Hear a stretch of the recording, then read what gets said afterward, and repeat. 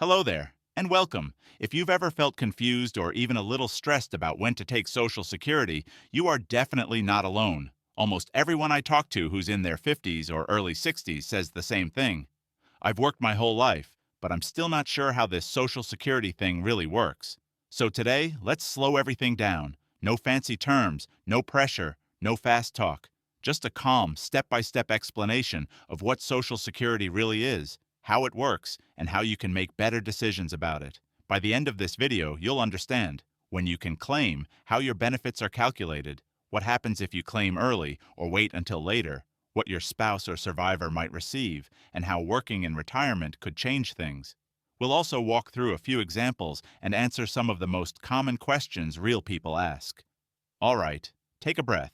Grab a coffee if you want. Let's begin. Social Security is a government program that provides a stream of income after you retire, if you become disabled, or to your family members when you pass away. It's been around since the 1930s and is one of the main pillars of retirement income in the United States. If you've been paying into Social Security through your paycheck, that's the line marked FICA, then you've been building eligibility for these benefits all along. Think of Social Security as a form of insurance. You've been contributing a little from each paycheck, and your employer usually matches that amount. Over your working years, those contributions earn you credits toward future benefits. So even though it feels like a tax, it's really a system designed to provide financial support when you can no longer or choose not to work full-time. But here's the key. Social Security was never meant to replace all your income. It's designed to replace about 1/3 to 1/2 of your pre-retirement income for most people. The rest typically comes from savings, investments, or a pension if you have one. Now, when can you start collecting? This is one of the biggest questions people have. You can start receiving Social Security retirement benefits as early as age 62. That's the minimum starting point. But your full retirement age, often called FRA, is somewhere between 66 and 67, depending on the year you were born. If you were born in 1954 or earlier, your full retirement age is 66. If you were born in 1960 or later, it's 67. If your birth year falls between those, your full retirement age is somewhere in between. This full retirement age is important because that's the point at which you receive your full, unreduced benefit, the amount you've earned based on your lifetime of work and contributions. If you start before that, you'll receive less each month. If you wait beyond that, you'll receive more each month. So the decision of when to start is really about trade-offs, smaller checks for a longer time versus larger checks for a shorter time. Let's look at what happens if you start early. Imagine your full retirement age is 66, and your full benefit, the amount you'd get if you waited until 66, is, say, $2,000 per month. If you decide to start at 62, your benefit will be reduced permanently. The reduction is based on the number of months before your full retirement age. It's roughly 5/6 of 1% per month for the first 36 months early, then a slightly smaller reduction after that. Altogether, starting 4 years early could cut your monthly check by about 25 to 30%. So in our example, instead of $2,000 a month, you might get around $1,400 or $1,500. That's a meaningful difference, and it lasts for life. Now, you might say, but I'll be getting checks for 4 extra years. Won't that make up for it? That's a good question, and it depends on how long you live. Generally, if you live into your late 70s or beyond, waiting tends to pay off because the higher benefit eventually catches up and passes what you would have collected early. But if you have health issues or you just need the income sooner, taking it earlier can make sense. It's not about guessing your life expectancy. It's about what feels right for your situation, health, and financial comfort. Now let's see what happens if you wait past your full retirement age. For every year you delay after FRA, up to age 70, your benefit grows by about 8% per year. These are called delayed retirement credits. They stop adding up once you reach 70. So, using our same example, if your full benefit is $2,000 at age 66 and you wait until 70, your monthly check would grow by roughly 32%. That's about $2,640 a month. That's a big jump. Over time, if you live a long retirement, delaying can result in tens of thousands of extra dollars. But again, you'll collect for fewer years. The best decision depends on your savings, health, whether you're married, and whether you plan to keep working. We'll touch on those factors soon. Now let's talk about how Social Security calculates that benefit in the first place. The formula is based on your 35 highest earning years. The Social Security Administration adjusts those years for inflation to account for changes in wages over time. Then it takes your average monthly earnings during those years. That's called your average indexed monthly earnings, or AIME, and plugs it into a formula that determines your primary insurance amount, which is your full benefit at full retirement age. That formula is designed to replace a higher percentage of income for lower earners and a lower percentage for higher earners. In other words, Social Security is slightly progressive. It helps lower earners more in relative terms.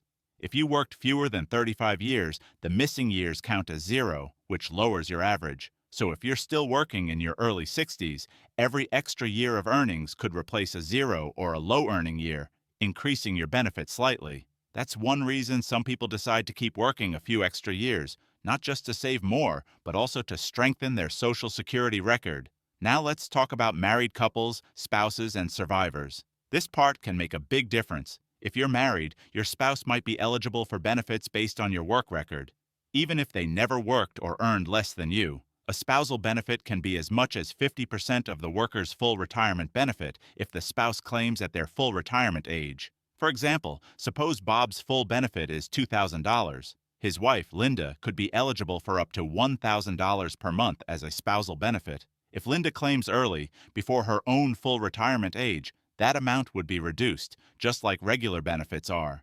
Now, if one spouse passes away, the surviving spouse can receive a survivor benefit, generally up to 100% of the deceased spouse's benefit, depending on age and timing. This is an important reason why many couples coordinate their claiming strategies. If the higher-earning spouse delays benefits until age 70, that not only increases their lifetime checks, but it can also provide a larger survivor benefit later. That can make a huge difference, especially if one partner is expected to outlive the other. So, when thinking about Social Security, it's not only about your life, it's also about your spouse's potential future.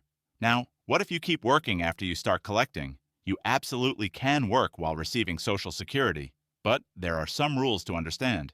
If you start benefits before your full retirement age and keep working, there's an annual earnings limit. If your income goes over that limit, Social Security will temporarily withhold part of your benefits. In 2025, that limit is around $22,000 per year, but it usually changes slightly each year. For every $2 you earn above that limit, the Social Security Administration withholds $1 from your benefits. Once you reach full retirement age, the limit disappears. You can earn as much as you like, and your benefit won't be reduced. And here's the good news.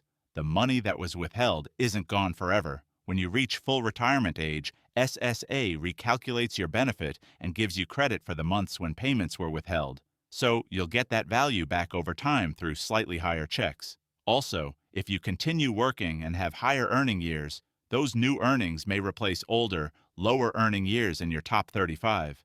That can raise your benefit permanently, even while you're collecting.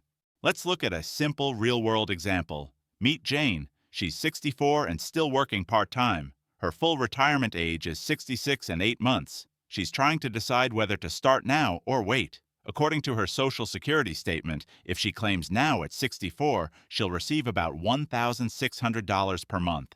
If she waits until her full retirement age, she'll receive about $2,000. If she delays until 70, her benefit would rise to about $2,600. That's a $500 difference between claiming at 64 and waiting until 66 and 8 months, and a full $1,000 difference between 64 and 70. Jane does the math. She realizes that if she claims early, she gets a smaller check for more years. If she waits, she gets a bigger check but fewer of them. She also thinks about her family health history. Her mother lived into her 90s, and Jane herself is in good health.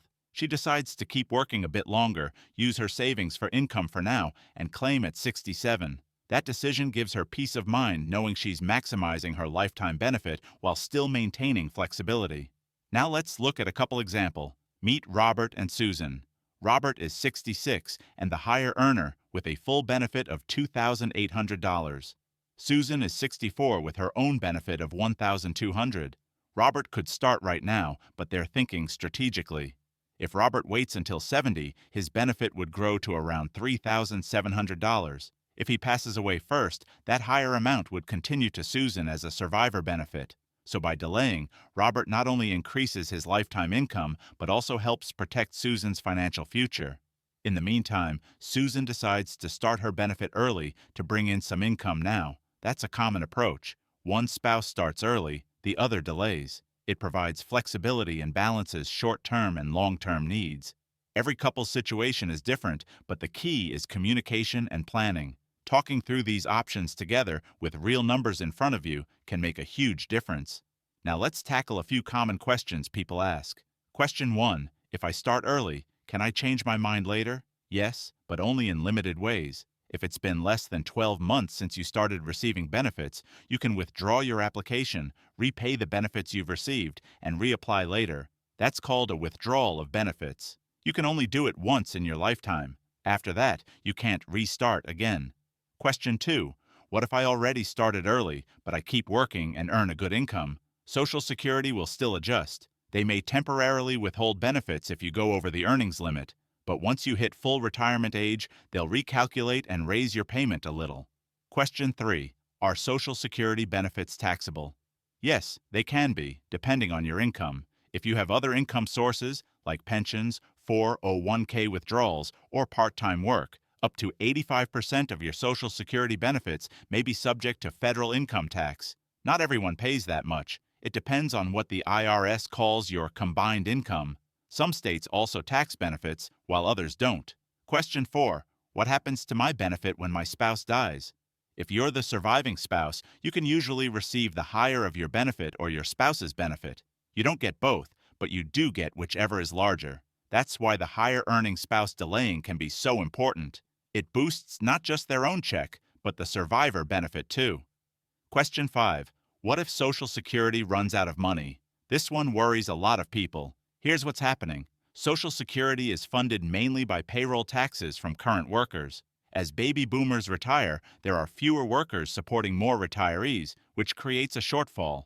The trust fund reserves are projected to run low around the mid-2030s if Congress doesn't act. But even if that happens, Social Security would still be able to pay around 75 to 80% of scheduled benefits from ongoing tax income. It's not going broke, but some adjustments, like raising taxes or slightly reducing benefits, will likely be needed to keep it stable long term. So while it's smart to stay informed, most experts agree that the program will still exist and pay benefits in the future. Let's talk about some myths and misunderstandings. Myth number 1. I'll lose my benefits if I keep working.